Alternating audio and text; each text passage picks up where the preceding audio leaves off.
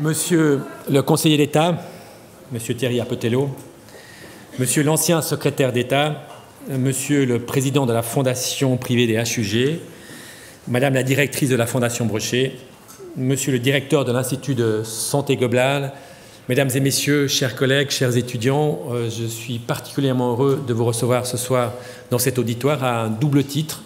Tout d'abord comme président de la Fondation Brochet, mais aussi comme recteur de l'Université de Genève. Et je vous rassure, ce n'est pas un rôle difficile ce soir à porter sur mes épaules, parce que c'est effectivement un événement important, un événement qui nous permet effectivement d'une part de présenter la Fondation Brochet, mais aussi évidemment de nous inscrire dans une conférence particulièrement importante pour notre université par rapport aux valeurs que notre université promeut et aussi par rapport aux projets que notre université a développés au cours des dernières années.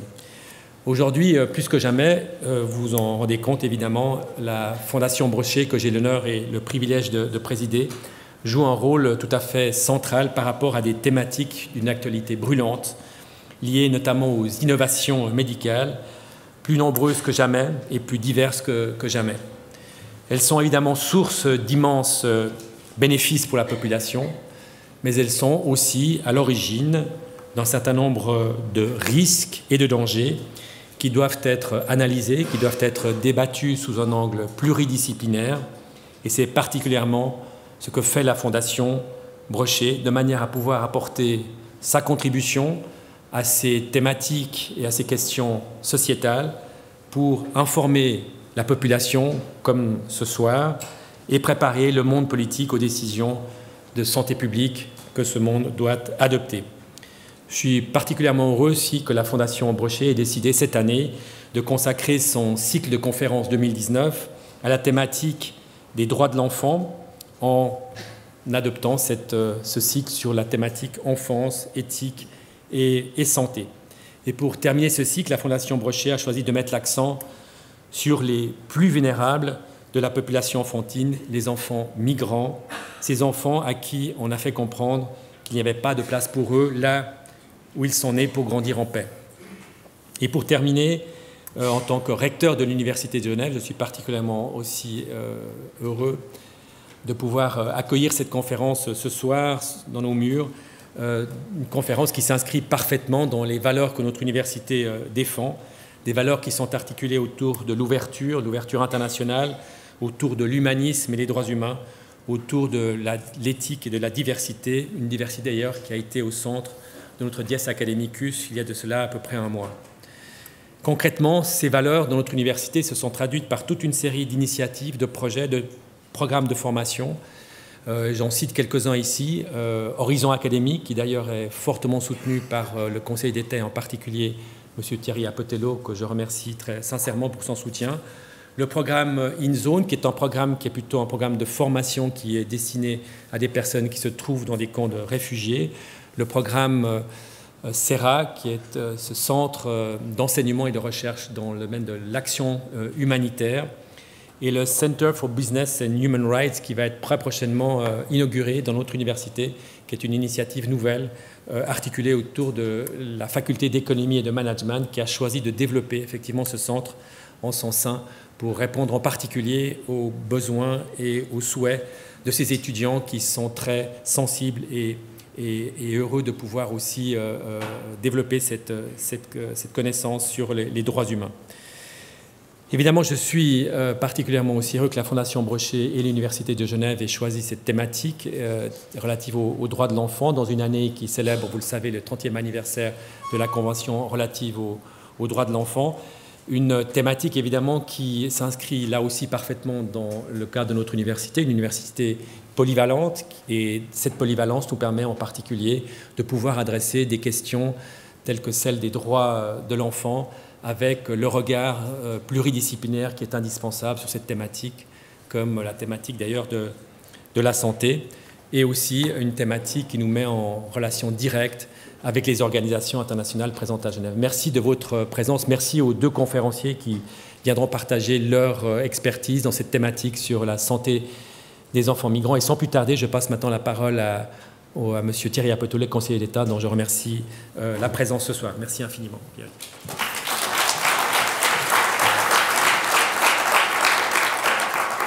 Merci, monsieur le recteur, monsieur l'ancien secrétaire d'État, mesdames et messieurs.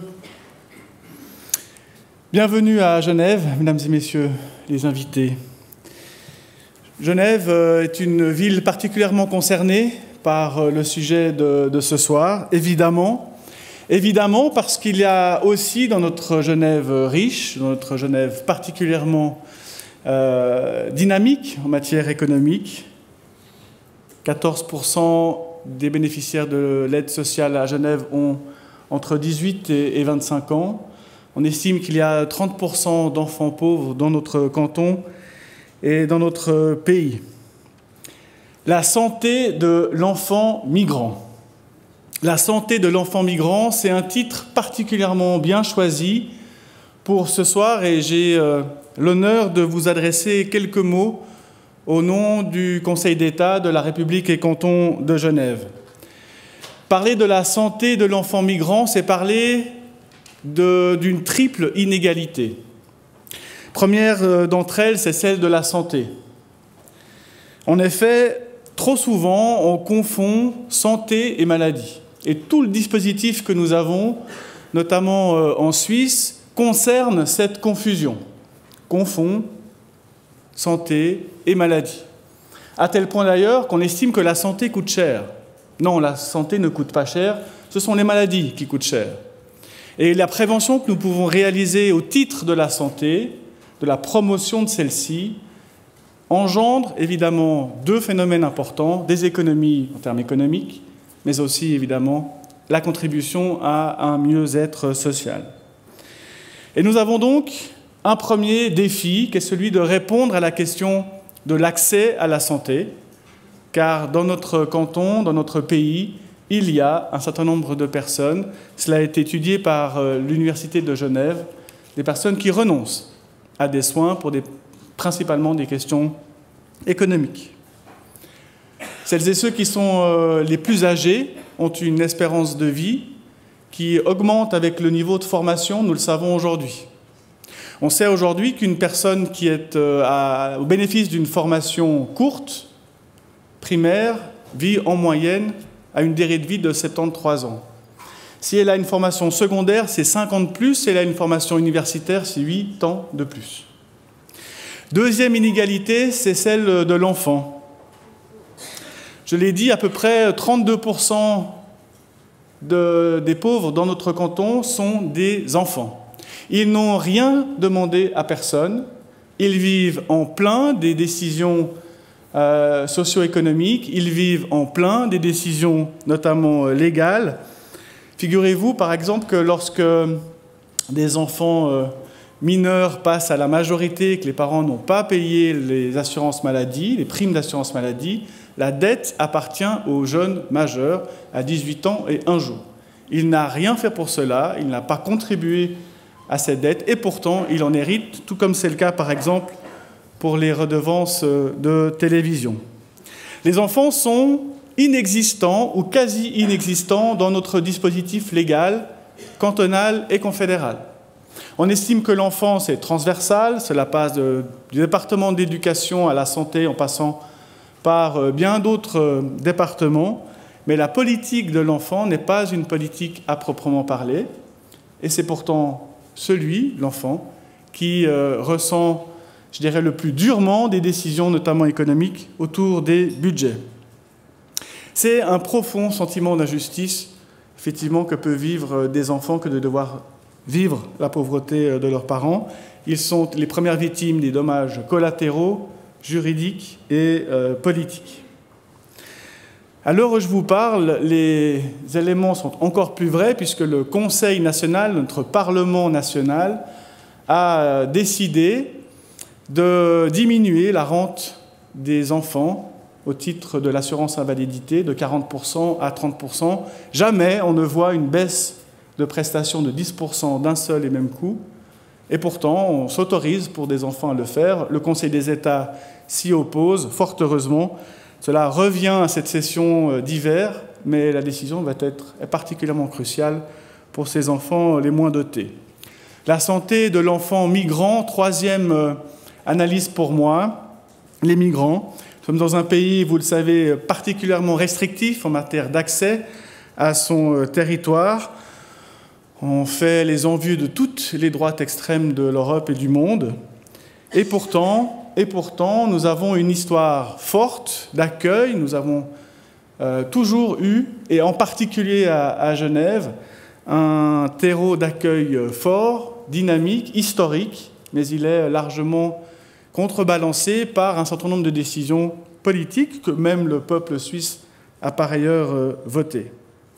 Migrants, c'est aussi être sous le joug du média, d'un certain nombre de partis politiques, et aussi d'une difficulté d'accès à des prestations sociales.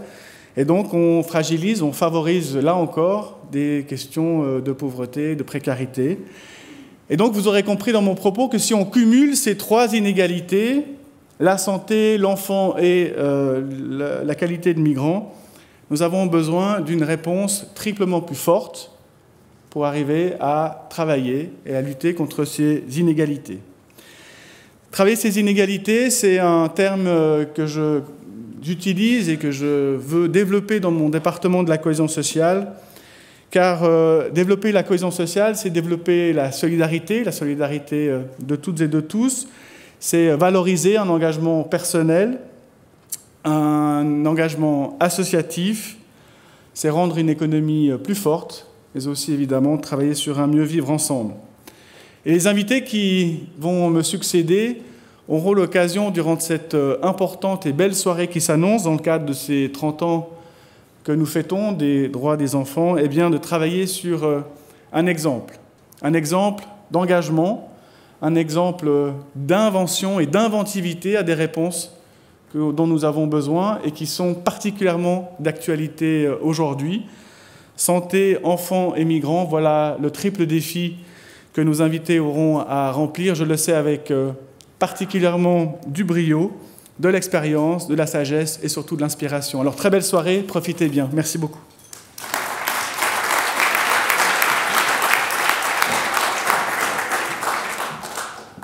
Merci infiniment, Monsieur le Conseiller d'État, de votre soutien et de votre présence ce soir. Je crois qu'elle est extrêmement symbolique et importante pour la Fondation Brochet et pour l'Université de Genève. J'ai maintenant le très grand plaisir de passer la parole à Monsieur Antoine Flao, le directeur de l'Institut de santé globale à l'Université de Genève. Antoine, la parole est à toi.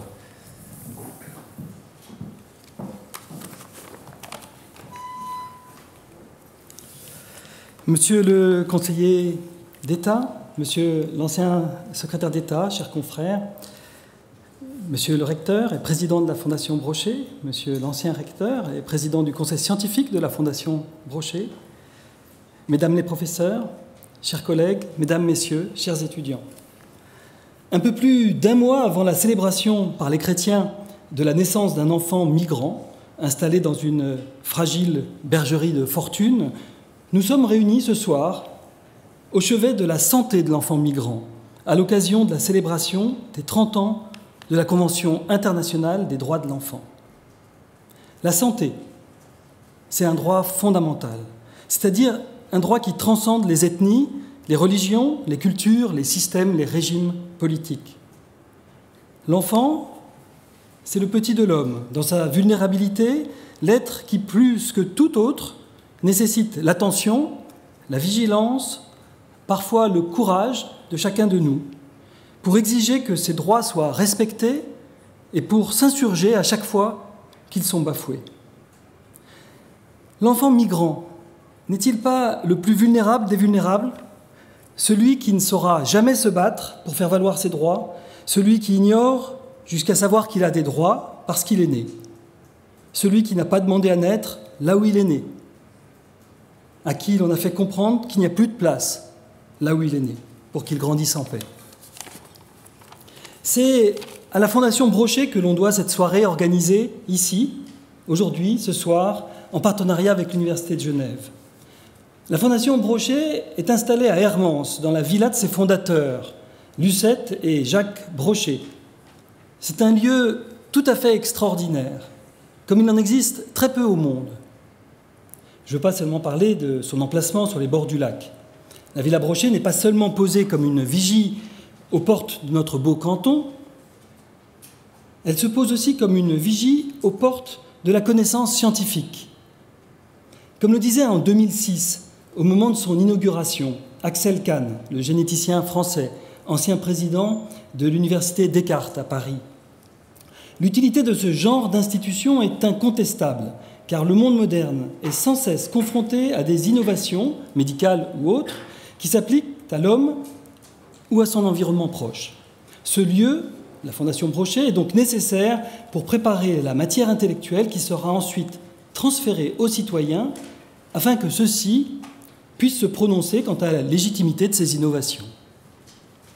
Pas moins de 50 chercheurs se relaient tout au long de l'année et font briller pendant plusieurs semaines à Hermance des phares qui sont autant d'alertes, de mise en garde, d'appels à la vigilance à destination des chercheurs, des professionnels de santé et des politiques.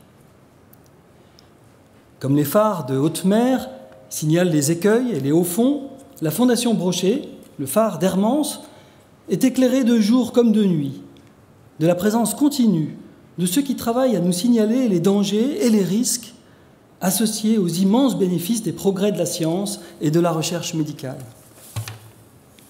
Ainsi, juristes, sociologues, économistes, psychologues, médecins, anthropologues se côtoient, débattent, écrivent des articles, des ouvrages qui deviennent pour certains les bases mêmes de futures conventions internationales, de recommandations de l'OMS ou du CICR. Leurs publications font rayonner le phare d'Hermance dans les plus grandes revues médicales et scientifiques. La Fondation Brochet, c'est un bouillonnement d'idées permanent. Ce sont des séminaires sur des sujets les plus difficiles, mais aussi les plus débattus du moment. Peut-être avez-vous entendu parler du cycle Brochet. Non, ce n'est pas un établissement d'enseignement secondaire. Ce sont des conférences ouvertes aux citoyens. Et la conférence de ce soir, la grande conférence, vient conclure le cycle Brochet 2019. Il fut entièrement dédié cette année au thème enfance, éthique et santé. Ainsi, avec l'Institut international des droits de l'enfant, la Fondation Brochet a accueilli des jeunes de 10 à 15 ans durant un camp d'été pour évoquer le consentement éclairé des enfants dans le domaine des soins. Elle a organisé des conférences Uni 3 pour les seniors, c'était en juin dernier, sur la santé et les conditions de vie des enfants migrants à Genève, défrichant ainsi le sujet complexe de la grande conférence de ce soir. Bon, pardonnez-moi si vous m'avez trouvé un petit peu long, je voulais partager avec vous la passion qui nous anime ici pour la Fondation Brochet. Et même, nous avons fait le pari que vous aimeriez peut-être la voir de l'intérieur, cette Fondation Brochet, cette magnifique fondation. Eh bien, vous allez la voir, on va vous la présenter dans un petit film, une petite vidéo qui va durer 4 minutes et qui apportera quelques images et quelques témoignages à ce que je viens de dire. On peut lancer la vidéo. Throughout this century, the extraordinary progress made in the domains of biology and medicine will bring about considerable change in our lives, like never before in the history of mankind. Stem cells, IVF, cloning, rare diseases, DNA testing, public health policies, techniques for improving the human being, new technologies, transplantation. These are the crucial decisions and challenges awaiting our society. What are the ethical, legal, and social implications of the development of medical technology for each of us individually and for society as a whole? A democratic and multidisciplinary debate covering these vital questions should be established as soon as possible. The development of medical technology sparks new difficult ethical decisions for doctors and patients. It is this multilateral approach to medicine and health that the Brochet Foundation is working to support. It is essential to establish a dialogue with the general public and ensure its understanding of the challenges and the opportunities of research advancements and in biotechnologies. In the middle of Europe, Geneva, an international city by nature, home to a large number of international organizations. For instance, the WHO, which is defining the health strategies of the 21st century. It is just a few miles from Geneva, in a haven of peace perfect for thought, where the Brochet Foundation opened in 2007. A place as special as the Rockefeller Center in Bellagio, dedicated to bioethics. Its founders, Willem and Lucette Brochet, gave up their property to provide this service for researchers. We welcome researchers from all backgrounds for scientific stays of several months so they can concentrate on their research. We also offer seminars and workshops which bring about very fruitful collaboration. With a foundation council chaired notably by 3 university presidents, a reputed scientific committee, and close links with international universities and organizations, the Brochet Foundation has become a real forum for reflection.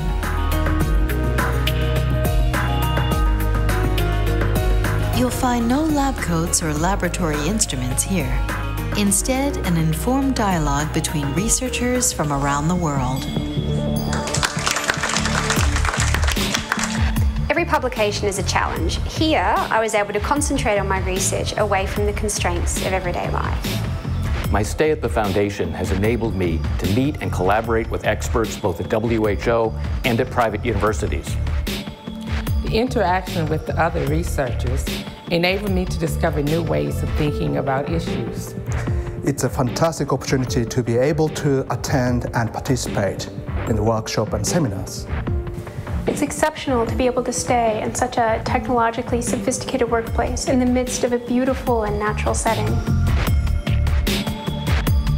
The researchers invited to attend are selected by a committee composed of scientific experts as part of a very competitive annual competition. They are focused on their objectives. Finish my research. Publish my book. Develop collaborations in bioethics. Since its inauguration in 2007, the Brochet Foundation has welcomed hundreds of researchers, promising young PhD students, and distinguished university professors. It has enabled the publication of numerous works, theses, and articles in scientific reviews and recognized publishing houses. The Brochet Foundation is an essential player in this vital thinking process, one which will help make us aware of the real challenges in using our resources for maximum impact on the health of the peoples of the world. The Brochet Foundation. Research for the future of human being and society. Je vous remercie pour votre attention pour ce film et je passe tout de suite la parole à la professeure Stéphanie Dagron, qui est en Suisse la seule professeure de droit à ma connaissance qui, à l'instar de la Fondation Brochet, pratique l'interdisciplinarité dans le cœur de sa vie professionnelle quotidienne. Elle est professeure ordinaire à la faculté de droit de l'Université de Genève, au Global Studies Institute, et en même temps à la faculté de médecine, à l'Institut de santé globale. Stéphanie, merci d'avoir accepté d'animer cette soirée bien prometteuse.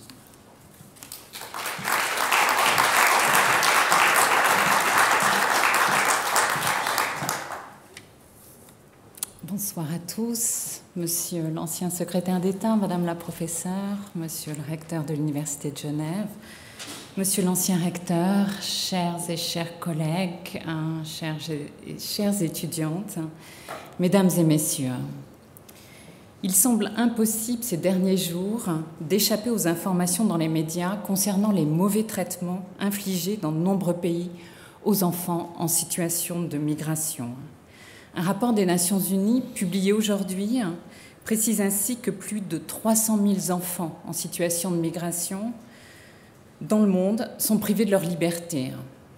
Il précise aussi que les États-Unis, avec plus de 100 000 enfants placés en détention, est de loin le pays avec le plus fort taux de détention. La publication de ce rapport coïncide avec le 30e anniversaire de la Convention relative aux droits de l'enfant, qui reconnaît les enfants comme des êtres humains à part entière, disposant de droits intangibles. Le coup de projecteur donné actuellement par les médias sur les droits des enfants est absolument nécessaire pour rappeler ces droits et les principes selon lesquels les enfants doivent être traités avec dignité et respect et protégés contre toute violence et discrimination où qu'ils vivent, quelle que soit leur origine ethnique ou sociale, leur fortune, leur handicap ou leur lieu de naissance. Ce coup de projecteur ne doit pas faire oublier cependant que la situation actuelle, non seulement n'est pas complètement nouvelle, mais encore et surtout qu'elle apporte une réponse, ou qu'elle appelle une réponse durable à la hauteur des enjeux actuels, mais surtout à venir, en matière de migration. Nous disposons aujourd'hui d'un cadre légal international qui s'impose dans tous les États du monde. Pour ce qui est de la Convention sur les droits de l'enfant, les États-Unis font exception. Ce cadre est très complet avec l'existence de standards très précis, applicables à la protection des enfants et qui prévoit aussi l'intervention d'institutions qui vont être chargées de contrôler le respect de ces standards par les États. Cependant, il nous faut bien constater que de très nombreux défis restent à relever en vue de protéger les enfants défavorisés et vulnérables et favoriser leur développement. Pour discuter de ce sujet ce soir et pour aborder plus précisément le thème des enfants migrants et de leur santé, nous avons le privilège de recevoir deux experts internationalement reconnus, deux experts des questions à la fois de migration et de santé. Nous allons entendre tout d'abord la professeure Jacqueline Baba, que je vais présenter tout de suite, et puis nous entendrons ensuite le docteur Xavier Emanueli. Professor Baba, it's an honor for me to welcome you tonight. Jacqueline Baba is professor of the practice of health and human rights at the Harvard School of Public Health. She is also director of research at the Harvard's François Xavier Bagnoud Center for Health and Human Rights, and she is a lecturer in law at the Harvard Law School and in public policy at the Harvard Kennedy School. She was formerly the director of the Human Rights Program at the University of Chicago, and prior to that, she was a practicing lawyer in London and at the European Court of Human Rights in Strasbourg. She is an internationally recognized expert in human rights and migration and refugee issues. She has published extensively on these subjects as well as on children migration and children rights and citizenship. She has an extensive knowledge of diverse legal systems, and that makes her research even more convincing and fascinating. Finally, she's extremely engaged, and she serves on the board of the Scholars at Risk Network, the World Peace Foundation, and the Journal of Refugee Studies. She has recently published a book on the migration crisis called Can We Solve the Migration Crisis?, where she confronts herself as a practitioner and as a scholar with the same question that the ones that are at the center of the book published around the same time by our second speaker. Our second speaker, Monsieur le Dr Xavier Emanueli, on ne le présente plus en France parce qu'il fait partie des personnalités les plus appréciées des Français. Plusieurs termes caractérisent la carrière de Xavier Emanueli: l'urgence, la pratique médicale, l'action sociale, la lutte contre l'exclusion, l'engagement humanitaire encore et toujours. Pendant plus de 50 ans, Xavier Emanueli a allié à sa façon la pratique médicale et l'action sociale. Médecin urgentiste, il a participé à la mise en place du SAMU dans les années 70, et le SAMU est en France le centre de régulation médicale des urgences. Il a aussi participé à la création de l'organisation non gouvernementale Médecins sans frontières, qu'on ne présente plus. Il a aussi été médecin-chef de la maison d'arrêt de Fleury-Mérogis de 1987 à 1993, année au cours de laquelle il a créé le SAMU social de Paris, qui est une structure tout à fait particulière d'aide d'urgence aux sans-abri. Son engagement le conduira à démissionner du SAMU social en 2011 pour protester contre l'affaiblissement des ressources attribuées par l'État à cette structure. En 1995, il a été nommé secrétaire d'État chargé de l'action humanitaire d'urgence, et en 1998, il a créé le SAMU social international qu'il préside toujours et dont l'objectif est le soutien et la coordination des services d'urgence sociale dans d'autres pays. Son engagement passe aussi par la publication d'ouvrages dans lesquels il réfléchit plus encore sur la migration, l'exclusion, l'action humanitaire, la pauvreté, les enfants des rues et toujours l'urgence médicale et humanitaire. Vous pourrez me corriger si j'ai fait des erreurs. Je vais donner tout de suite la parole à Jacqueline Baba qui fera une intervention de 20 minutes et puis ensuite nous écouterons Xavier Emmanueli. Professor Baba, you have the floor.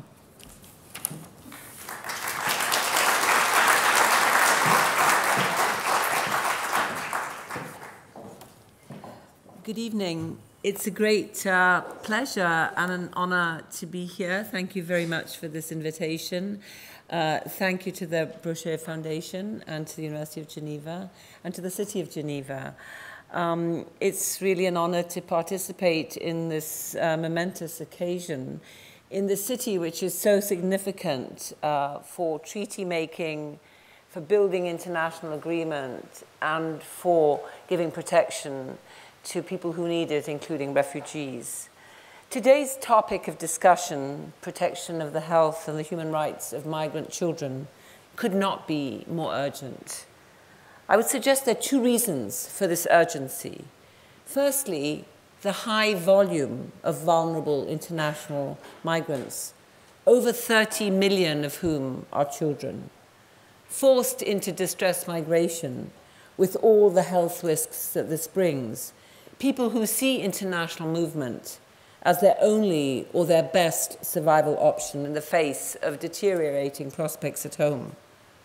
And second, escalating xenophobia, often validating discriminatory conduct by states, conduct that is driving increasingly inhumane, rights-violating policies which have dramatic consequences for the life and the health of migrants and migrant children in particular. And to these two precipitating causes, I think we have to add two other general considerations. The first is the increase in global inequality, which magnifies the differences between quality of life in different social settings. Nowhere is this inequality more apparent than at borders, particularly borders that separate some of the richest countries in the world from some of the poorest and most dangerous. And secondly, environmental harm, accelerating environmental harm that aggravates living conditions, particularly for impoverished and disadvantaged communities. Decreases in agricultural resources, water scarcity, increases in extreme weather incidents, and decreasing ability to impinge on these, which lead, of course, to desertification, hurricanes, violent storms, flooding. All these consequences of climate change, of course, don't distribute themselves equally across populations. They affect most particularly those who are poor and who are already vulnerable. And the southern border between Mexico and the United States exemplifies all these issues, and that's what I'm really going to talk about, focusing my comments on the United States, because I know my colleague is an expert on the European situation. But before I spend a few moments discussing United States migration policies and their impact on the health of migrant children, I would like to take the liberty of setting the human rights context in which we are meeting, which has already been referred to, the 30th anniversary of the United Nations Convention on the Rights of the Child. Anniversaries are always Janus-faced, two-faced. They mark the passage of time and invite stock-taking about the past, but they also provide an opportunity to look forward and to consider what milestones remain unaccomplished, what urgent tasks beckon. The United Nations Convention on the Rights of the Child, which we often refer to just as the CRC, was adopted by the UN General Assembly exactly 30 years ago, in November of 1989. And a quick glance at its provenance reveals a Polish nationality of origin. The convention was first conceived of by a Polish jurist who was inspired by the visionary child rights work of a Polish doctor, Janusz Korczak, Korczak, in some ways, is rightly, I think, considered the father of children's rights. A psychologist and a medical practitioner in Nazi-occupied Poland, he heroically stood by the 200-odd Jewish children in the orphanage that he founded in the Warsaw Ghetto. This was not an ordinary orphanage. It was run way before its time on child's rights principles. It had its own parliament managed by children, its own court, its own newspaper. In other words, it incorporated into its governance many of the key political and ethical issues that the Convention on the Rights of the Child many years later tried to propagate. Korczak was widely celebrated for his innovatory work, and many constituencies mobilized to save his life as Nazi extermination proceeded. But he stood fast in his orphanage home, eventually refusing safe passage to Israel or even to the Aryan part of Warsaw to stay with the children, and of course eventually accompanying them to Treblinka, where they all died. So the inspiration for the CRC comes from his approach to children, an approach founded on a dual imperative: the obligation to protect the best interests of the child, of all children, as was just stated, without discrimination, and at the same time, the obligation to recognize their agency, their decision-making capacity, their growing ability to develop and operationalize a sense of justice themselves. The early years of the CRC were momentous. It was, and it remains, the most widely and rapidly ratified international treaty in the world. In fact, it came into force less than a year after it was adopted, and anyone who knows anything about international law can tell you that that is remarkably fast. And it is today the only treaty that has been ratified by every single member state of the United Nations, with one exception: the United States. This success in ratification is particularly remarkable given that the CRC has an enormous scope. For the first time ever in a human rights treaty, it covers both civil and political rights, such as the right to freedom from discrimination and the prohibition on torture, but also economic, social, and cultural rights, such as the right to the highest attainable standard of health, and a prohibition on exploitation. So it is not a surprise that at its outset, UNICEF, the UN agency responsible for children, was skeptical. How could such an enormous mandate, way beyond UNICEF's core focus, be enforced? And of course, near comprehensive ratification always brings with it a cost. Pragmatism, rather than universal consensus, dictated the framing of many articles. And so, if you look to the CRC, you will not find, for example, a definition of when life starts. You will not find a prohibition on corporal punishment. You will not find a definition of the minimum age for marriage or the minimum age for child labor. On all these points, the CRC is silent. It abstains because there was not sufficient agreement. And the idea was to have as broad a tent as possible. And it did build that broad tent. So before I talk about migration, let me just tell you three very important things that the CRC succeeded in establishing. First of all, it built a uniform definition of a child, a person under 18.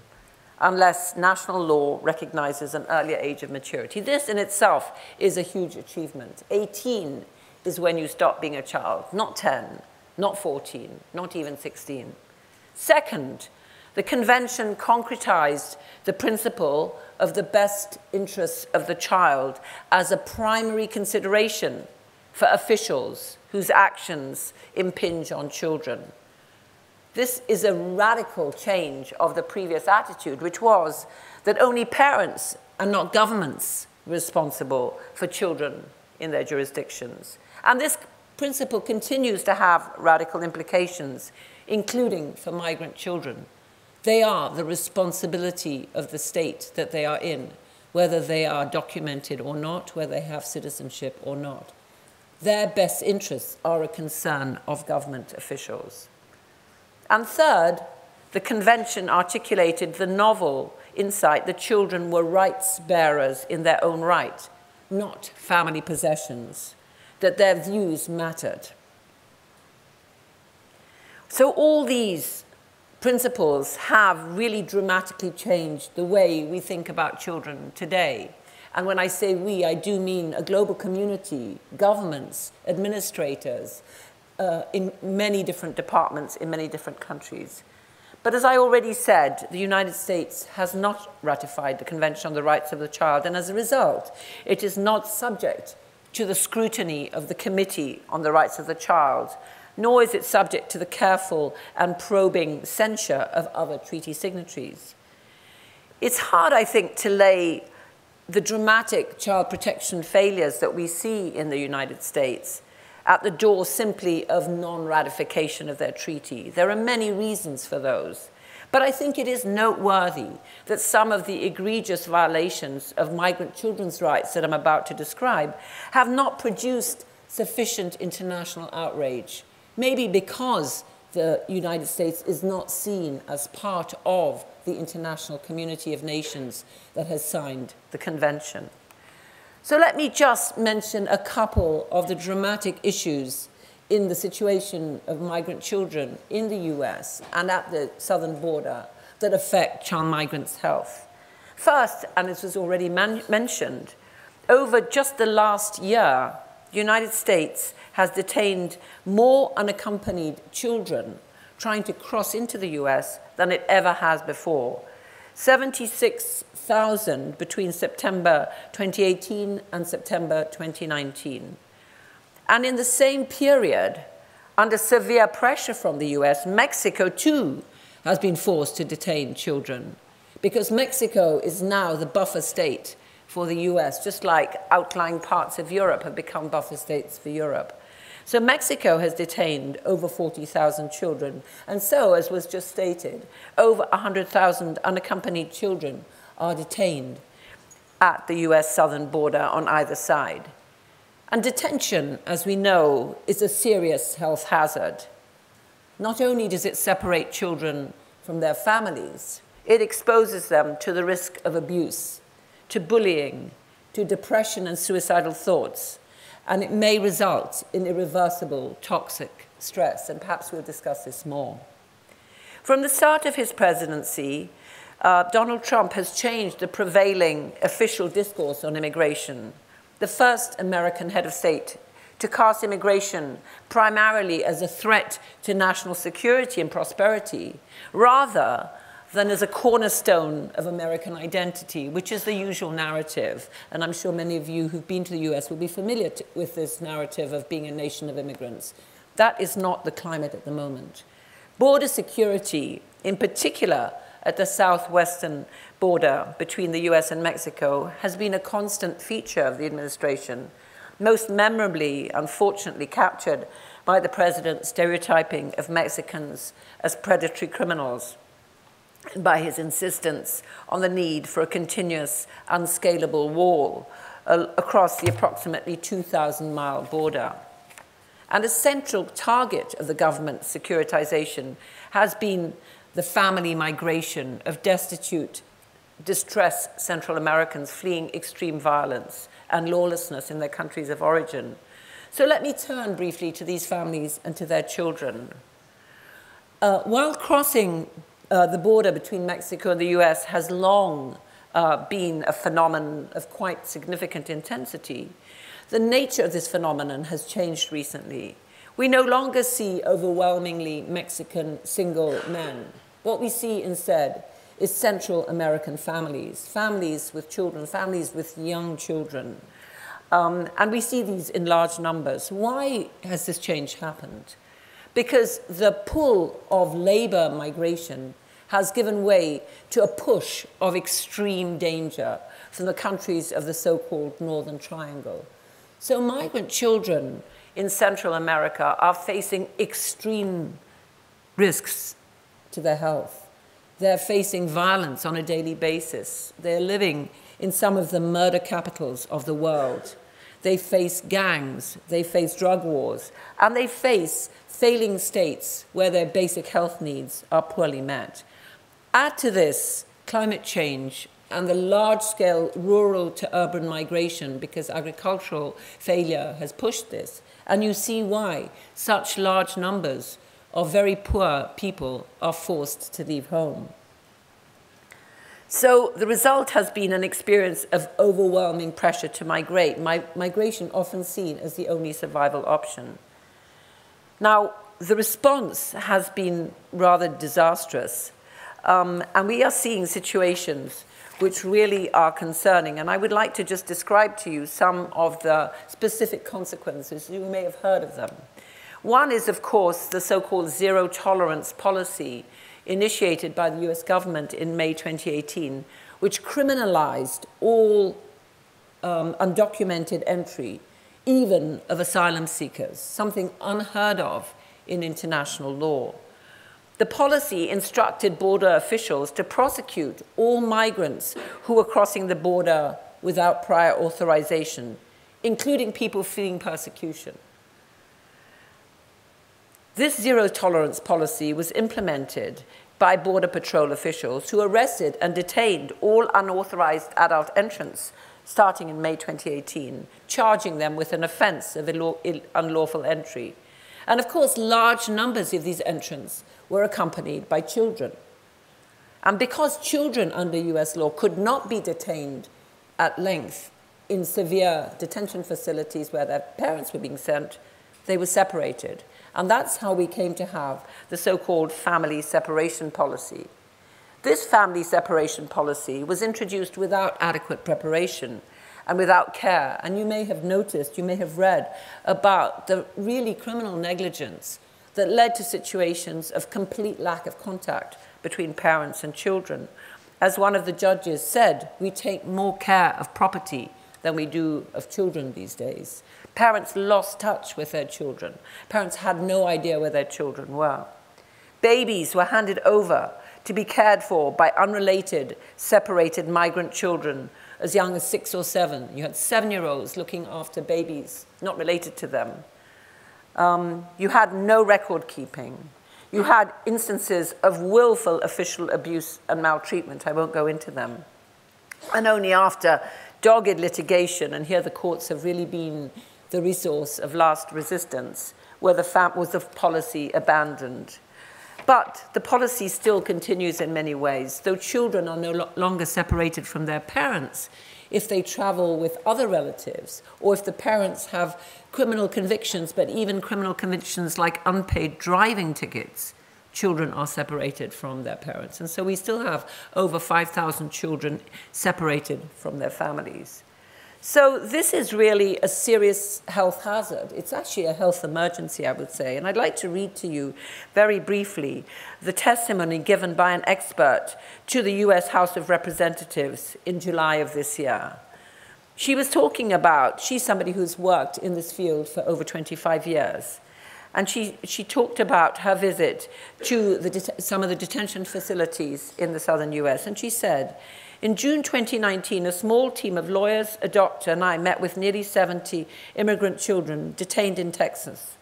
The children were dirty, distressed, held for days and weeks without any access to soap, showers, toothbrushes, clean clothing, adequate nutrition, or adequate sleep.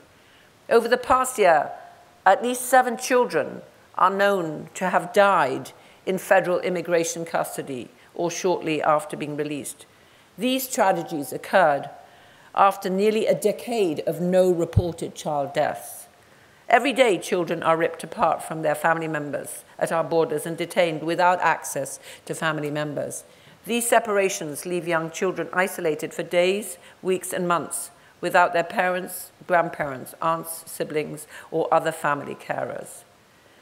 And the lawyer's testimony to Congress included some searing quotations from the children themselves, which described their deteriorating, spiraling mental health issues. A typical excerpt. I started taking care of a 5-year-old girl after they separated her from her father. I didn't know either of them before that. She was terribly upset, and the workers in the shelter did nothing to try to comfort her. I tried to comfort her, and she's been attached to me ever since.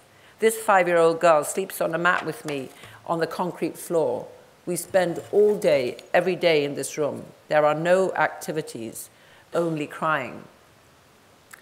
So government policies, and there are many others, are having a severely deleterious impact on migrant child health. It is not just policies in the US, it is also this externalization policy that I just want to briefly mention, because externalization is a huge health threat, both in the United States but also in Europe. Migrant children, migrant families are increasingly pushed outside rich countries like the US or rich areas like Europe onto neighboring countries or regions ill-equipped to provide for them. And so they're returned to situations of acute danger and risk. We see this in the kind of in the US context with the return to Mexico. And again, there is a lot to be said about the policies. But the current situation is that about 50,000 asylum seekers have now been pushed back into Mexico, into a kind of no man's land, which is not properly governed by the state, a place where there are kidnappings, shootings, and brutal violence. And it is in these places that children, including unaccompanied children, are forced to stay. So what I want to really note here is that we have a Convention on the Rights of the Child. We're celebrating 30 years of dramatic progress in many areas related to children's health. Dramatic decreases in infant and child mortality and morbidity, dramatic increase in access to primary and secondary schooling, dramatic increases in many other aspects of children's enjoyment of rights. And yet, we're facing an emergency with hundreds of thousands of migrant children in the US, in the Americas, but also, I would say, and I'm sure this will come up later, in the European context, in the Mediterranean, in Libya, in sub-Saharan Africa. So what we need to do, I think, is to apply the lessons that Janusz Korczak taught us all those years ago in such grave circumstances, facing extermination, about the importance of attending to the best interests of the child, the importance of privileging the child's voice, and the central importance of the rights that now are included in the Convention on the Rights of the Child. It seems to me unconscionable that children should be daily exposed to trauma, to family separation, to deprivation of basic rights to sanitation and cleanliness, just because, as was mentioned earlier, they lack citizenship or they lack the status of being our children. And so I think, to conclude, I would say that Janusz Korczak, who sacrificed his life to stand by Jewish orphans targeted by Nazi racism, might well be wondering now what 30 years of comprehensive ratification of the CRC is yielding for some of the very poorest children seeking protection in some of our richest countries. Thank you very much.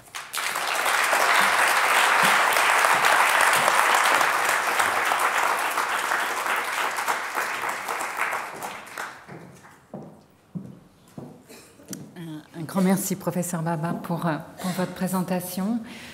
Nous allons entendre maintenant le docteur Xavier Emmanuelli.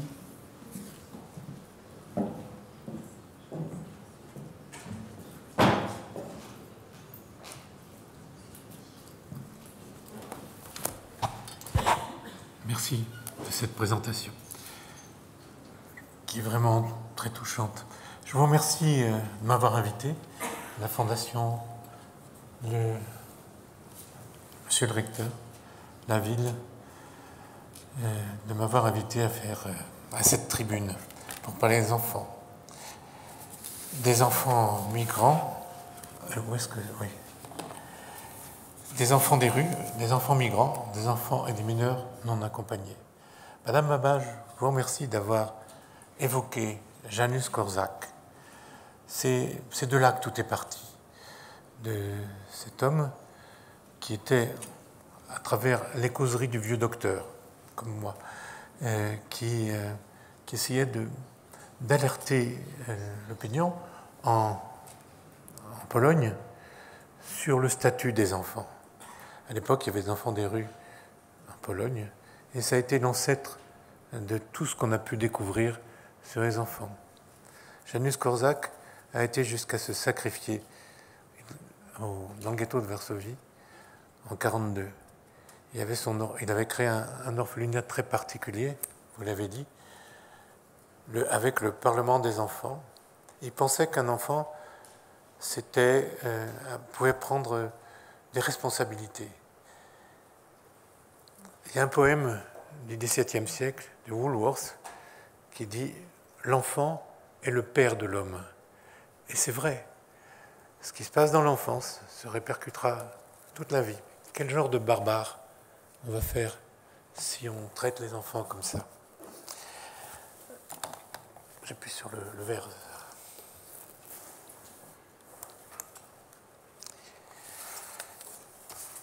Chacun connaît cette histoire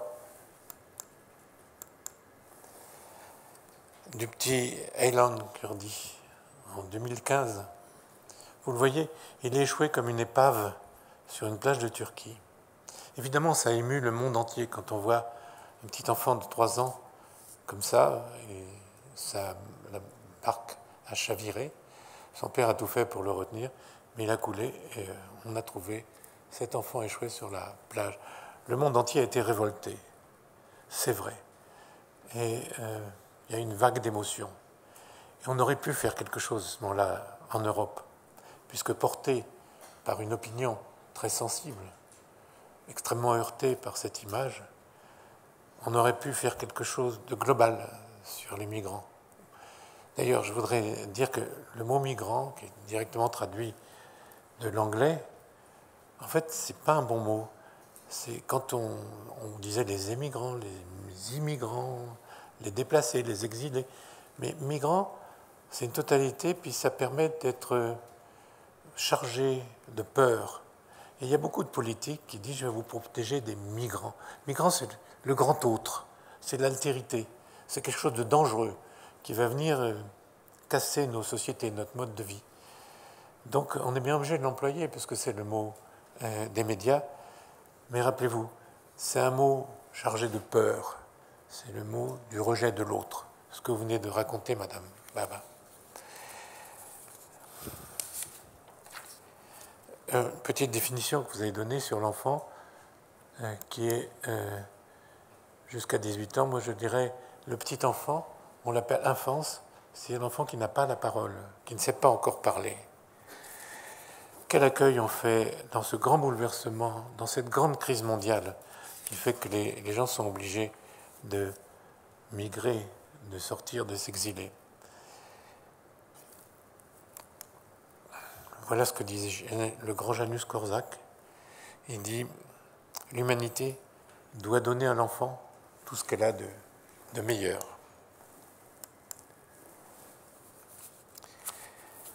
Une autre image, vous voyez les murs, les barbelés qui séparent les pays, tous les pays, pas seulement les pays européens.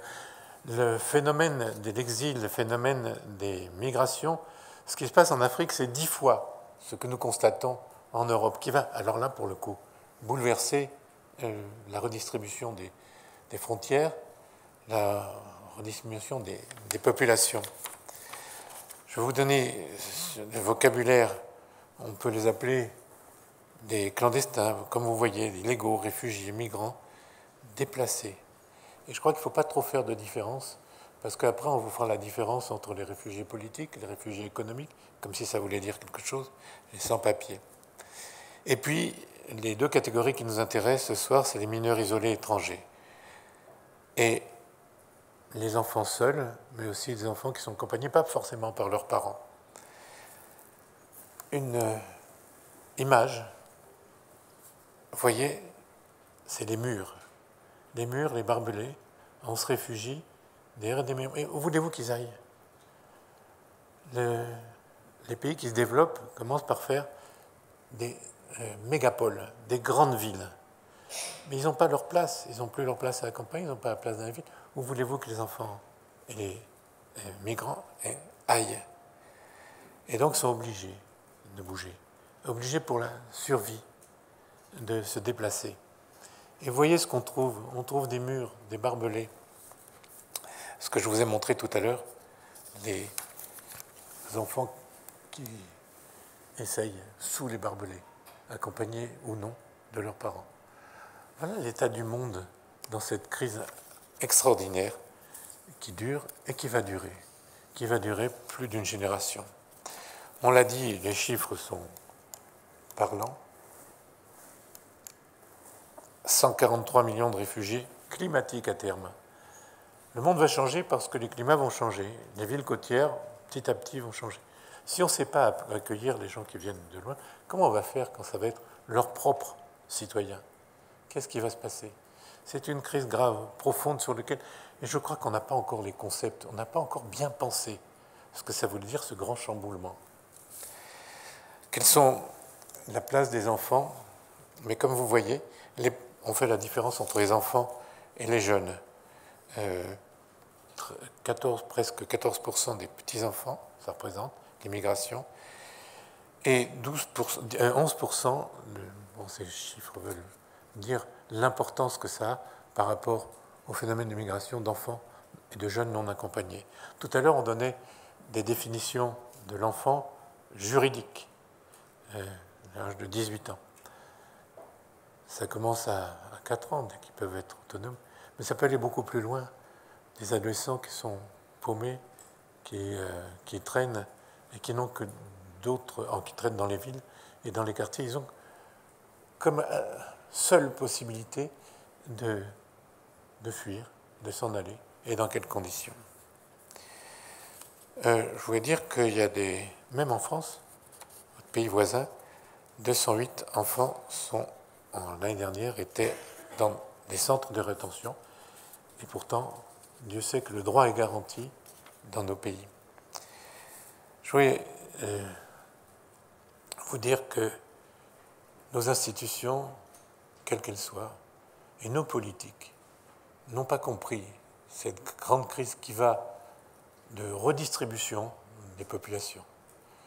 Ce n'est pas les pauvres qui migrent, ce n'est pas évidemment les très riches, c'est une classe moyenne, souvent éduquée, et qui se mettent en route. Ils se mettent en route pour trouver de l'emploi, de la sécurité. S'ils s'en vont, c'est qu'ils ont des bonnes raisons de partir. Vous voyez heureusement qu'il y a des réfractaires à nos populations, à nos institutions. Regardez ce qui se passe en Méditerranée. Sachez qu'en Méditerranée, depuis l'an 2000 jusqu'à maintenant, 30 000 personnes, vous entendez, 30 000 personnes se sont noyées. Ce n'est pas un scénario, ce n'est pas de la littérature. La Méditerranée est un grand cimetière de migrants. Et c'est des gens qui ont une aventure terrible, passant par la Libye. Même l'Afrique de l'Ouest passe par la Libye, où il y a des véritables camps de concentration, où les gens sont esclaves, souvent exploitation par le travail, exploitation sexuelle, et pire encore. Quand les enfants arrivent dans nos pays, on essaye de voir qui ils sont. Et pour les médecins qui sont dans cette salle, on fait le test osseux, les cartilages, vous savez, et on montre la maturité osseuse. Et bien entendu, ça n'a pas une valeur 100%, mais ça permet de catégoriser. Si vous êtes encore dans la catégorie où vos os ne sont pas formés, vous risquez d'être un enfant. Si vos cartilages commencent à s'ossifier, alors vous êtes un adulte. Et donc c'est une espèce de discrimination. Comment on va vous traiter? Comme un enfant ou comme un adulte? Je vais vous dire la situation sanitaire des enfants, mais je ne vais pas faire une nomenclature. Tout ce que je peux vous dire, c'est que le premier, c'est la psychiatrie. La psychiatrie, c'est le PTSD, post-traumatic syndrome. Les enfants qui ont traversé, qui ont été bouleversés par la séparation d'avec les parents, par le long voyage, par la cohabitation avec des gens qui ne sont pas toujours bien intentionnés, ils arrivent à avoir le syndrome post-traumatique. Syndrome post-traumatique qui les chamboule. Et je crois que si on ne les soigne pas, il y en a pour la vie.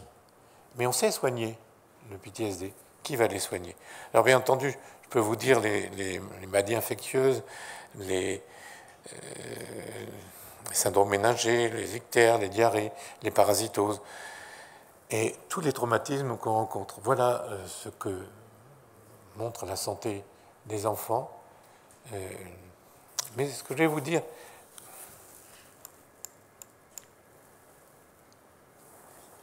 j'arrive pas à suivre parce que je suis obligé de me retourner.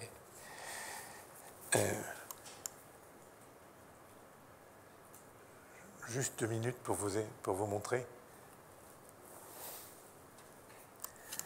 Vous connaissez tous les campements autour de Paris, des campements illégaux qui de temps en temps sont évacués brutalement par la police. Je voulais vous dire, c'est pour ce qui concerne les enfants, je vais être médecin, je vais vous dire que chacun d'entre nous a 4 fondamentaux.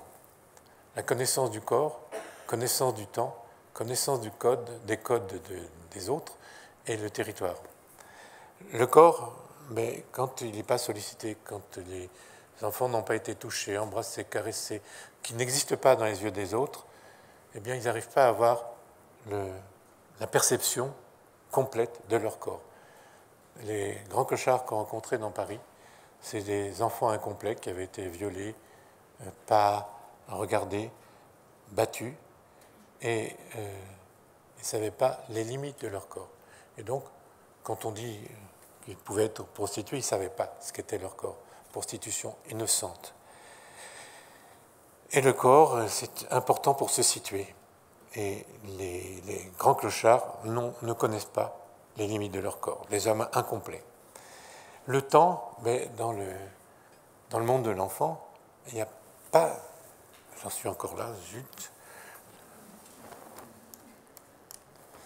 Il n'y a pas de temps qui passe, bien sûr. Ils sont dans un éternel présent. On ne peut pas faire de projet pour le futur.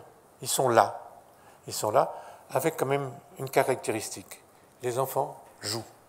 C'est-à-dire qu'au milieu du drame, les enfants sont dans un moment sans limite, un moment de perpétuel présent, et ils s'en sortent au bout d'un moment parce que dans le fond, ils ne savent pas ce que sont les autres, ce que c'est que la vie.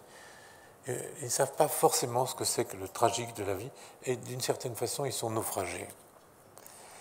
Évidemment, ils s'habituent pour survivre.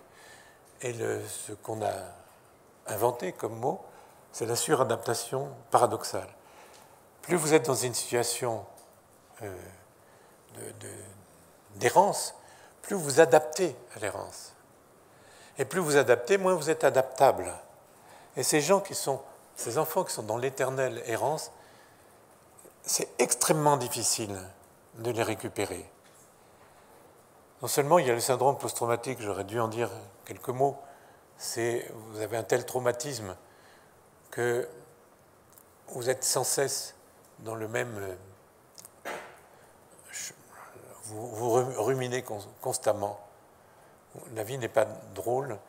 En fait, elle n'est ni drôle ni pas drôle. Elle est dans une indifférence. Il ne se passe rien, on est hors du temps. Le corps ne peut pas pousser, ils ne le comprennent pas. Et dans le fond, ça leur est égal. Mais qu'est-ce qu'il y a qui arrive à ce moment-là? Eh bien, il y a des drogues. Et les enfants sont extrêmement sensibles à la drogue. Et sur le chemin de l'exil, vous rencontrez toutes sortes de drogues, depuis les drogues qu'on sniffe, celles qu'on suce, celles qu'on s'injecte. Vous savez, avec le SAMU social international, on s'occupe des enfants des rues. Et j'ai souvent vu, par exemple dans les rues du Caire, vous faites une consultation en pleine rue, puis on soulève le t-shirt du gamin et vous voyez une cicatrice, une balafre en oblique le long du flanc. Il a vendu un rein. On l'a persuadé de vendre un rein, je ne sais pas ce que c'est à lui, mais il en dispose, puis ça peut rapporter quelque chose. De même, la sexualité, il ne sait pas ce que c'est que c'est. Dans notre jargon, on dit le sexe sans sexe. C'est-à-dire, la finalité n'est pas la libido, n'est pas le plaisir, la finalité est la domination. On domine comme l'ancienne meute.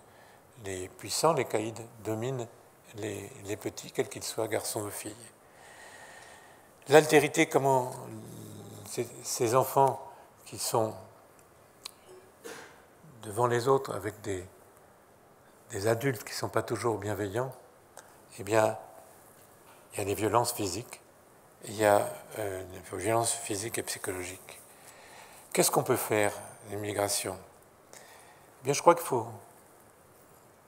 vraiment faire un chapitre spécifique pour les enfants.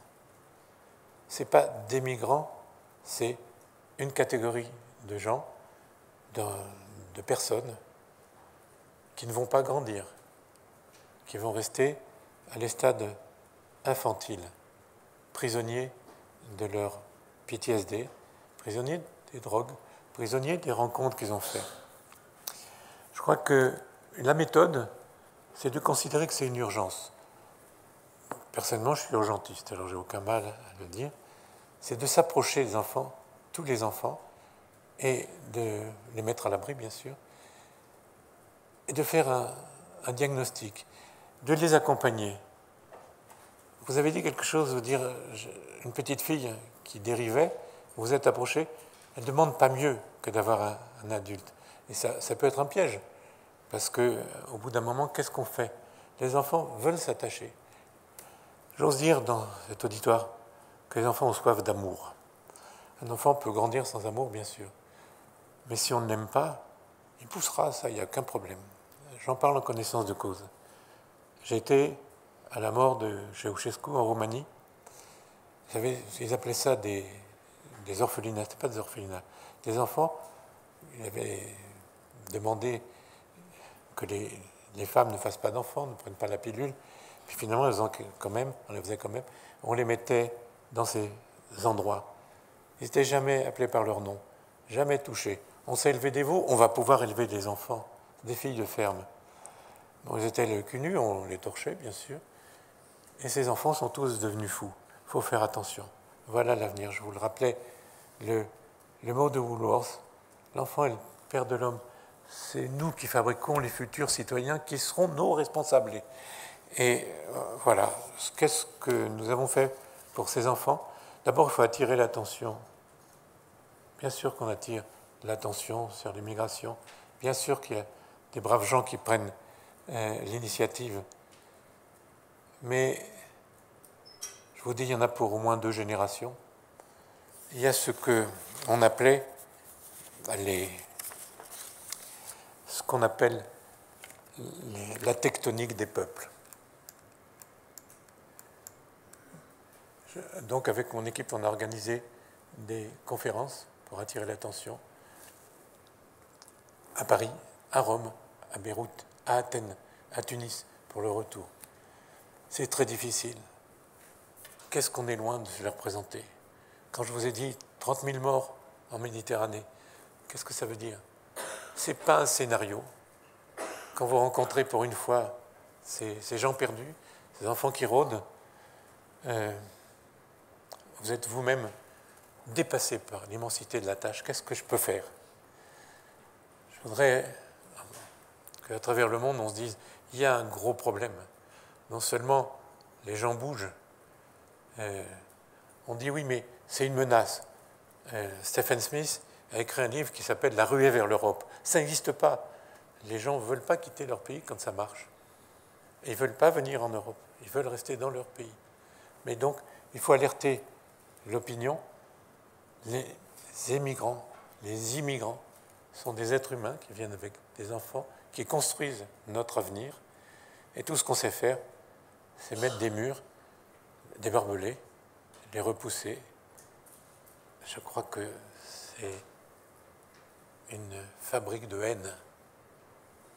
Rappelez-vous ça, une fabrique de haine.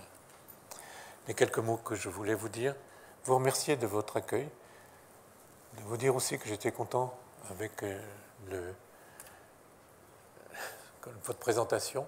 J'ai traversé la vie, c'est vrai, je suis impliqué, et j'ai eu la surprise, et je voulais les remercier, de rencontrer ici, dans cette salle, des anciens de Médecins sans frontières, quels qu'ils soient, ça fait des années, c'est quand même mes amis, et merci de leur accueil, merci de votre accueil.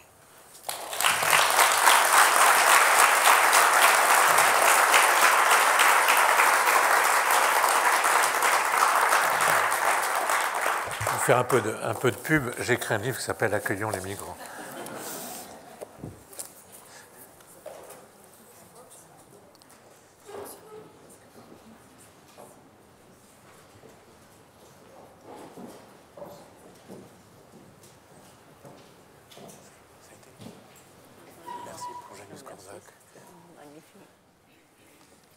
Bien, un grand merci à nos deux conférenciers pour ces deux présentations qui retracent finalement, ou qui touchent finalement à toutes les questions autour du sujet de ce soir. Je pense qu'on est un petit peu pris par le temps. Je voudrais poser deux questions à nos intervenants et puis ensuite nous prendrons quelques questions dans le public. Jacqueline Baba, vous avez exposé ce qu'est cette convention relative aux droits de l'enfant et puis exposé la situation actuelle aux États-Unis. En vous écoutant, je me demandais finalement si cette approche des droits de l'homme était suffisamment convaincante. Vous avez dit, on a rappelé que les États-Unis n'étaient pas État partie de cette convention, donc tous les mécanismes de contrôle ne peuvent pas jouer. Ceci dit, les États-Unis sont liés par d'autres traités des droits humains. Qu'est-ce qui se passe avec ces autres normes? Je me fais un petit peu ici l'avocat du diable à dire que finalement cette approche des droits humains n'est pas forcément complètement convaincante quand on est face à des gouvernements qui refusent de respecter les règles.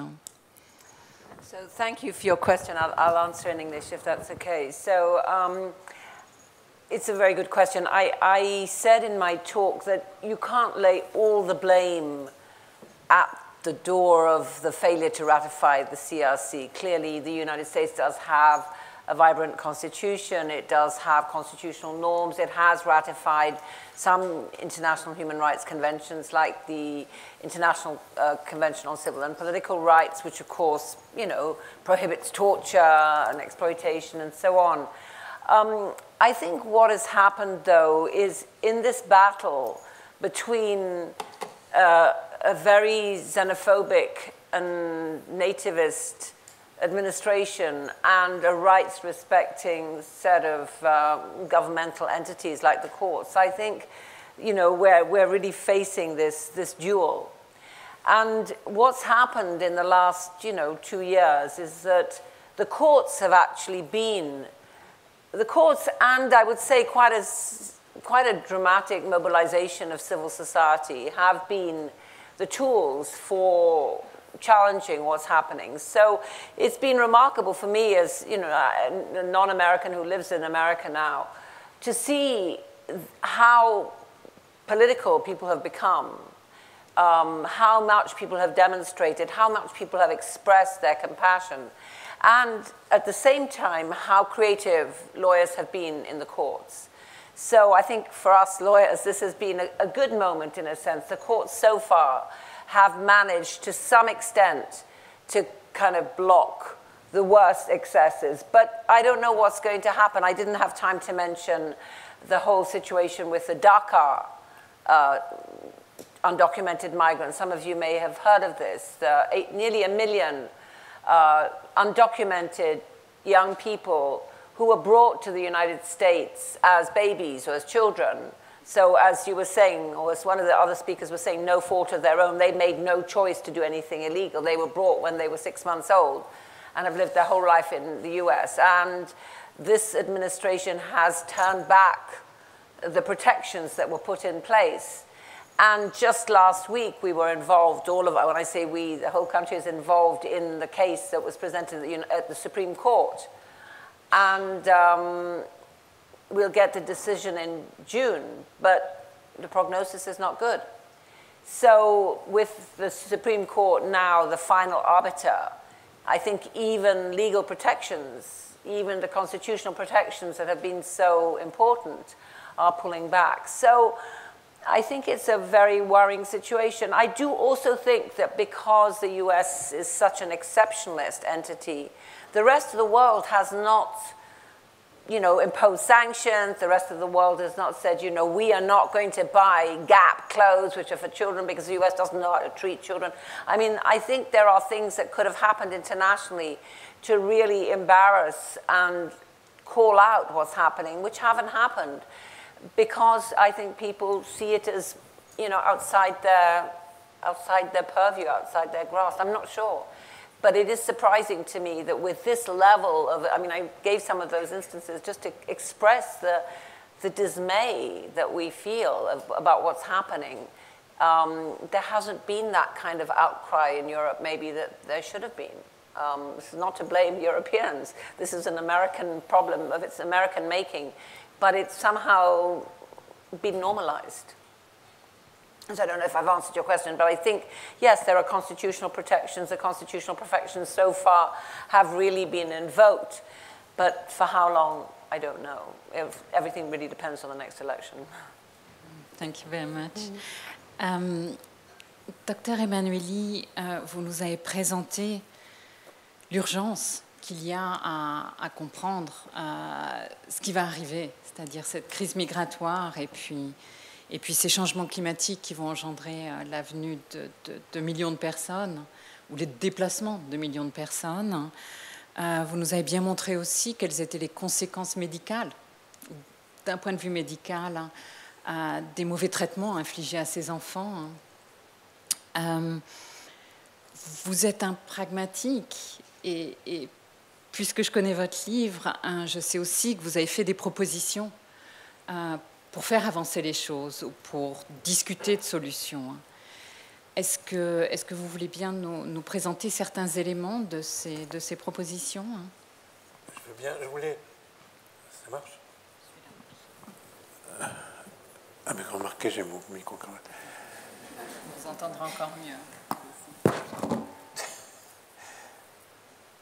Vous parlez des États-Unis, je voulais quand même rappeler Ellis Island. Au début, fin du 19e siècle, début du 20e siècle, il y a eu des grandes migrations, pour des raisons économiques, mais aussi pour des raisons de persécution, qui ont été aux États-Unis. Et ils sont arrivés aux alentours de New York. C'était d'ailleurs qu'on appelle l'île aux pleurs, parce qu'il y a des gens qui étaient refusés, mais ils ont admis des milliers de personnes. Des millions de personnes, jusque dans les années 50. Donc il y a quelque chose à faire, les lignes peuvent bouger.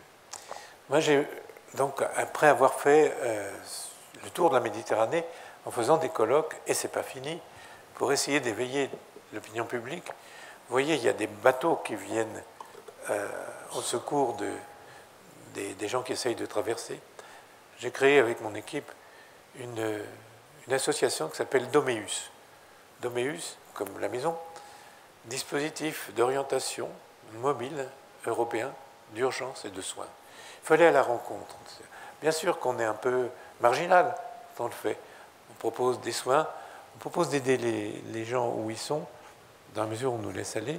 Ça veut dire d'un rapport de force au bout d'un moment pour donner ces soins, faire un bilan de santé et, avec des gens de bonne volonté, un bilan juridique. Il faut donner un statut. Je vous rappelle aussi qu'en Europe, avant-guerre, il y avait aussi des grandes migrations. Et c'est un explorateur polaire qui a créé le passeport Nansen. C'était Nansen. Il a donné un statut juridique aux gens. Et je crois qu'on est à l'aube d'un futur Nansen, à force de faire ces constats, de s'approcher un peu comme des résistants auprès des gens qui migrent, après de donner l'alerte, de s'occuper des enfants. Je crois qu'il y aura sans doute une prise de conscience. Les médias qui commencent à changer de regard. Pour le moment, les migrants, il n'y a qu'à regarder. C'est quelque chose qu'il faut rejeter. C'est quelque chose qui va déstabiliser nos sociétés. Mais petit à petit, vous voyez, imperceptiblement, une prise de conscience que ça nous concerne tous. Et ça, c'est ça la nouveauté. Donc il faut travailler, c'est peut-être découper d'épée dans l'eau, mais je ne crois pas. Je crois qu'on devrait y arriver à la longue. Maybe I can also add to that. I think that, as you say, everybody is involved. And it's been very moving to see how doctors in hospitals have, you know, had clinics and mobilized to really reach out to try to prevent this sense of fear. Because what we face, I think it's the same in Europe, but what we face in the United States now is that immigrant families are actually not bringing their children to health centers because they're frightened of being detected. There's now legislation being proposed that if you are a public charge, if you have use benefits, you will be, it can count towards your deportation. And people are construing that far too broadly. You know, and so children are not being vaccinated, even children who are citizens of parents who are not citizens are not having their proper tests. So doctors are going out in the city where I live, in Boston, Massachusetts General Hospital, a very big hospital. Many of the pediatricians and the psychiatrists have got together to really go to the community clinics and really get out the word. Same is happening with teachers. The same is happening, you know, with kind of lay lawyers or, you know, barefoot lawyers, so to speak, giving advice. So there is, I think, in many walks of life, people see this very much as their responsibility to do something, to try to change the climate. And I think it is a call, as you say, maybe whether it's Nansen passports, or it is a call of a real urgency in our society at the moment. Yeah. Je vous remercie pour ces propos plus optimistes. Oui, pardon. Ce que je voulais dire, ça ne revient jamais du sommet. C'est les vagues, vous savez, qui, à force de passer et passer, vont écrouler la falaise. C'est en périphérie que ça se passera. En périphérie, je suis absolument persuadé. Il ne faut pas dire dans un pays comme ici, très institutionnel, mais c'est vrai, c'est par la périphérie que les choses s'effondrent un jour. Et là, je vois le travail, et c'est bien.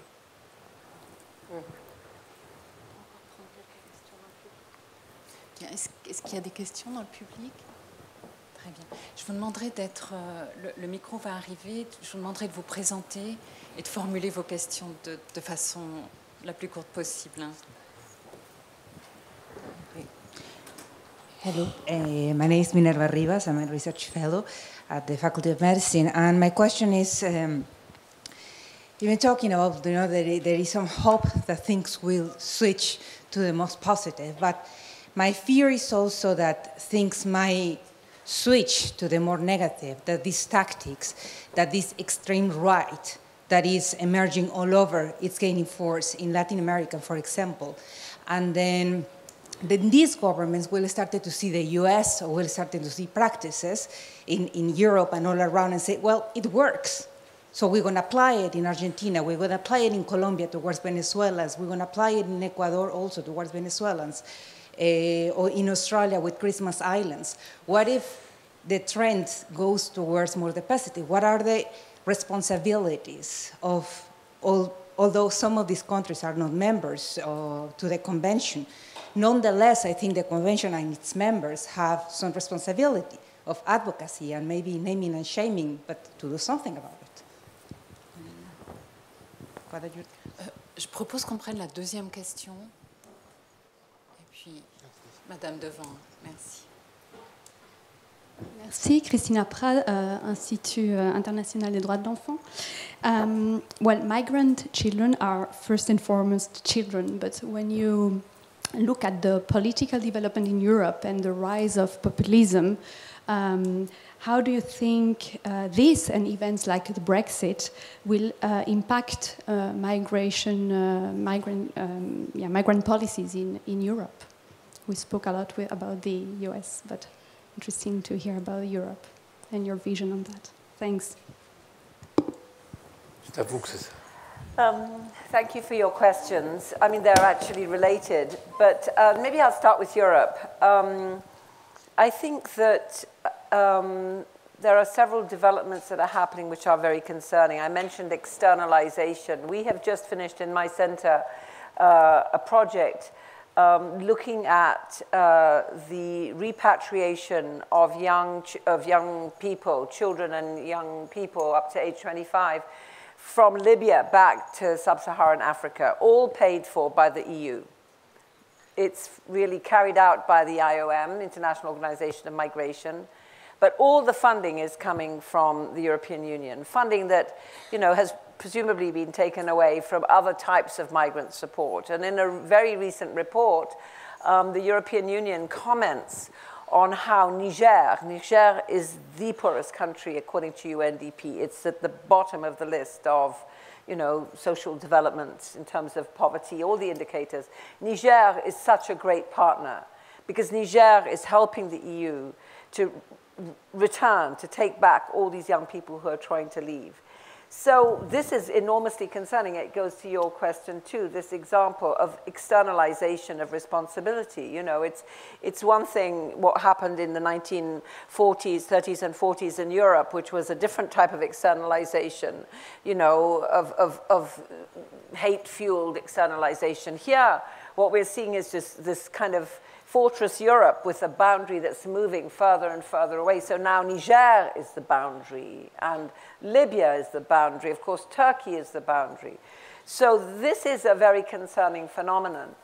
At the same time, though, I think, in answer to your question, it doesn't work. People will come. This is not something that we can stop or we can change. We can make it harder, but people will come. And eventually, we will need people to come more and more as the continent ages, as, you know, our resources change, as our societies realize that they are built on contact with the outside. So it's interesting, you know, for all these Trump policies that I described, the numbers of arrivals at the southern border have not gone down. You know, the wall is still like this. And people are coming. People continue to come because people feel they have no choice. And this will happen in Europe too. So the routes will be harder. More lives will be lost in the Mediterranean. But I think young people are still coming. So what we didn't talk about and we could talk about is, you know, the other side of it, which are the progressive steps that are being taken. After, you know, 2014, 2015, the UN, for the first time, decided that migration was a topic that was not just a topic of nation states, of state sovereignty, but an international topic. And so there was this meeting in New York in 2016 at the beginning of the General Assembly. Something called the New York Declaration was drafted, and it set up this proposal to have two global compacts. You might have heard of this. The Global Compact on Migration and the Global Compact on Refugees. And these are very positive moves. And if, you know, all the negative things that we've said are true, but at the same time, there really has been international efforts, you know, of member states coming together to think of positive moves. So in terms of the Global Compact on Migration, it works very closely with the Sustainable Development Goals, the SDGs, which again, some of you will have heard of, the second generation of development goals. And there's one SDG, Sustainable Development Goal 10.7, specifically on migration, which calls on member states to make efforts to create stable, regular, safe and legal migration possible. And so this is a sustainable development goal. It's there. It is a priority. It's a target.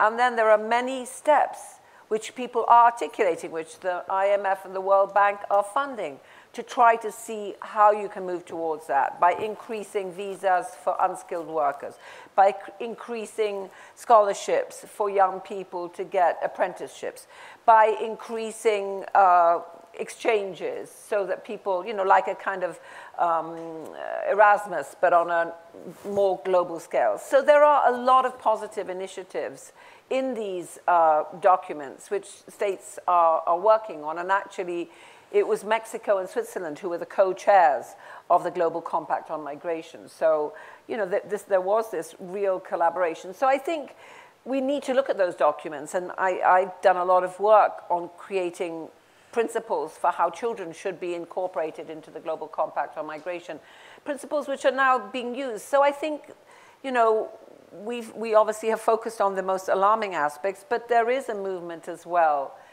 institutionally to try to move the needle forward. And I think, you know, for all the students and the young people here, there really is scope for doing that across different divisions. I mean, who was it? I think you said you were an architect. You know, I see students now coming to our classes from design schools, I mean, from architecture, from engineering, computer studies, you know, because human rights issues penetrate all these fields. It's not just for lawyers or for doctors, as in the olden days. And so I think that's a very hopeful sign.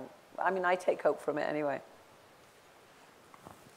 Monsieur Emanueli, vous voulez ajouter quelques mots? Oui, pour dire que la Syrie était, très fragile au moment des printemps arabes. Mais il y a eu une sécheresse terrible dans le pays. Et il y a eu plus de 1,5 million de personnes qui sont venues autour de Damas. Et c'était une mèche qui a fait l'explosion sociale et qui a été un des facteurs de la guerre. Je dis un des facteurs. Ça n'a pas arrangé les choses politiquement, mais il y a eu des déplacés climatiques qui ont été autour des villes, et ça a fermenté, bien entendu, et ça a précipité le mouvement de la fuite et de la guerre en Syrie. Donc très souvent, les facteurs se conjuguent pour faire cette fuite. Il faut prendre en compte, comme vous l'avez dit, que ça peut être aussi une richesse, à condition de ne pas faire son marché comme certains pays européens disent. Je suis là mais celui-là, pas celui-là, j'ai besoin d'informaticiens, j'ai besoin de... Et donc, c'est pragmatique, mais c'est effrayant de dire je prends ceux qui me sont utiles. Ce n'est pas extrêmement éthique, voilà ce qu'on puisse dire. Est-ce que nous pouvons prendre une dernière question? Oui, madame, derrière. Bonjour, merci. Sophie Bebillet, je suis avocate. J'ai été complètement inspirée par les deux présentations qui viennent d'être faites. Ce n'est pas vraiment une question, mais plus une collecte d'aide recherchée. Les juristes de Genève ont organisé une nouvelle permanence pour justement répondre aux besoins des mineurs non accompagnés et les requérants d'asile mineurs non accompagnés.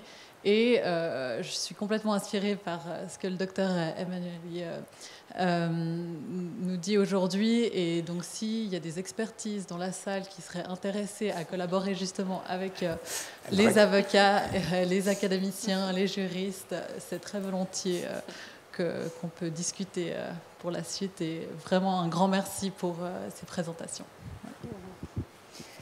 Bien, je crois que nous allons terminer sur ces mots. Je vous remercie d'être venu ce soir et je vous demande de remercier avec moi nos deux intervenants, la professeure Baba et le docteur Emanueli.